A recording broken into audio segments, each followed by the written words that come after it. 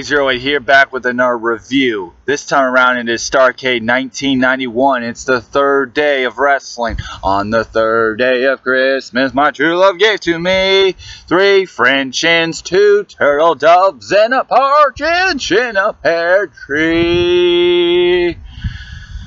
I should go out for American Idol. I am a damn fine singer. I'm just kidding. How the hell did I manage to draw the second pay-per-view of 1991?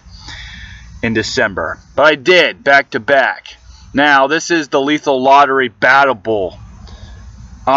Much like Starrcade 1989, this was all like a new idea, an original idea. Nothing wrong with that. Nothing changing the formula. Nothing wrong with doing something different. Nothing wrong with, instead of doing, Wrestler A versus Wrestler B, they have a giant rivalry going on. Let's have a big payday match. And, Wrestler A and Wrestler B, Wrestler A is the #1 contender, Wrestler B is the champion. Let's have a title match. They don't go with that. Instead, we have a Lethal Lottery that'll lead to a Battlebowl. What's the Lethal Lottery? Well, basically, it's like the Royal Rumble. But instead of numbers, it's wrestlers' names. Wrestlers' names are in a ball, and they're in a roulette wheel. And Eric Bischoff is going to pull the ball out and read it. And he'll pull out 4 balls. Yeah, because he always liked juggling balls. And the first 2 names he draws will team up and take on the next 2 men that he draws as a team. And those 2 will have a match. And I don't know if this was scripted and everything, but if it was, goddamn, it might as well be unscripted because all these matches are random as hell, and they're all pretty much the same. And it all leads to the Battlebowl. Whoever wins their matches gets to be in the Battlebowl Battle Royale. So you do have this new concept, and that's cool and everything. But again, like 1989 Starrcade, there's no real storyline going on. There's no feuds. There's no world title matches. Again. But this time it's a little bit worse than 89 because you don't have Ric Flair here. So, because of Jim Turd, Ric Flair's not on this card. And he's gone. And you can definitely sense his absence. So, let's get to the card. We get Jimmy Garvin, and before he was the stuff, he was just Marcus Bagwell. And they defeated Michael Hayes and Tracy Smothers.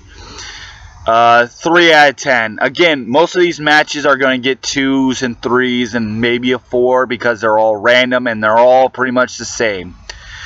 Rick Rude and Steve Austin. Now there's a tag team that has some chemistry. The Dangerous Alliance. They take on and defeated Big Josh and Van Hammer. A 4 out of 10. It was a much better match. Dustin Rhodes and Ricky Morton defeated El Gigante and Larry Sabisco. This match was the shits. Dud. We have Cash Meyer. I don't know who the fuck he is either. And Justin Thunder Liger defeating Diamond Dallas Page and Mike Graham. Yeah, I don't know who half these people are. 3 out of 10. We have Ricky Steamboat and Champion. That's a nice last name there, buddy. Defeating Buddy Lee. That's another nice name there, buddy. And Cactus Jack. I don't know how these guys. 1 star, 2 out of 10. It's, again, no flow, no pace, no chemistry. It's just 2 random teams teaming up together. And that's all this show is. Here we go. We have Arn Anderson and Lex Luger, former members of the 4 Horsemen, defeating Terry Taylor and Tom Zank. This was actually a really good match. I give it a 7 out of 10. It's until the Battlebowl, it's easily the best match of the whole Lethal Lottery. Easily. Then we have a Duel of the Butcher and Sting. Hey, I know those names. Defeating Bobby Eaton and Brian Pillman. Hey, I know all these people. This was also a good match too. I give it a 6.5 out of 10. As long as a Duel of the Butcher is not busting people open with stupid weapons and everything, you just put them on the sidelines and you just let Sting and Bobby Eaton and Brian Pillman work. It works out pretty well. 6.5 out of 10. We have Big Van Vader and Hughes taking on Rick Steiner and the Night Stalker. Again, I don't know who half these people are. 2 out of 10. Same old matches. All these are the same. Check out a load of this fucking wrestler's name. Firebreaker Chip. Okay, so when you break into the business, you have such great names like the Ultimate Warrior, Hulk Hogan, Macho Man Randy Savage, Sting, and Lex Luger, and Ric Flair, and all these great names, and then you come up with the one guy who has the name Firebreaker Chip. He teams up with Scott Steiner, and they defeated Johnny B. Bad and, oh my god, Archanamanana. Archanamanana? Arachnaman. It's like banana. Archanamanana. Again, of all the names they come up with, or you come up with Archanamanana. Maybe that's his last name. I don't know. This match sucked. 2 out of 10.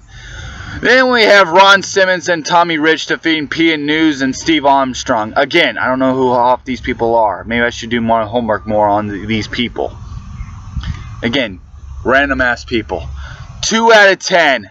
Random match. Alright, finally we get all that stupid lethal lottery crap out. Random ass matches here. And we get to the Battle Bowl. The Battle Bowl is just a 2-ring battle royale. If you get eliminated from... Everyone starts out in Ring A. If you get eliminated from Ring A, you go to Ring B. So, when everybody's eliminated from Ring A... Okay, when you're eliminated from Ring A, let's say Abdullah the Butcher gets eliminated from Ring A. He goes to Ring B. And let's say Firebreaker Chip gets eliminated and he goes to Ring B. So everyone who gets eliminated from Ring A, they go and fight in Ring B. And they have a Battle Royale. The survivor of Ring A would face the survivor of Ring B. And they have a match. So really, if I'm in this match, my strategy is to get eliminated once. Because if you get eliminated once, you still have a chance of winning. If you don't get eliminated once, if you don't get eliminated at all, you win the winner Ring A, which Lex Luger did, then you just go right into a match. I'd get eliminated first, then head into Ring B, get some breather room, and make sure I don't get eliminated again. Anyways, Sting won the Battle Royale, beating Lex Luger. This was a great match. I give it a 7 out of 10. All the build-up, there was no build-up at all, but the only guys who really had any story at all was Sting and Lex Luger. And this really paid off. Unfortunately, Lex Luger was on his way out, and also the world title's not on the line. Again, you got to have the world championship on the line here, and obviously it's hurting. And I think WWE needs to learn this, but they haven't, because they're having pay-per-views without the fucking world championship. But again, this is what the pay-per-view... This is literally what Starrcade 1991 is. This is literally what it is. You know how I draw hats? Look at this. It's Sting and Abdullah will take on Eaton and Pillman. There you go. Those two have a match. Anderson and Rude versus Anderson and Zank versus Tracy Smothers and PN News. Diamond Dallas Page and Dustin Rhodes will take on Jimmy Garvin and Ron Simmons. Yeah, there you go. So again, while 1989, the whole changing the formula and going with different things, it worked. It worked fine. This worked out great for Sting, but again, you need the world title on the line here.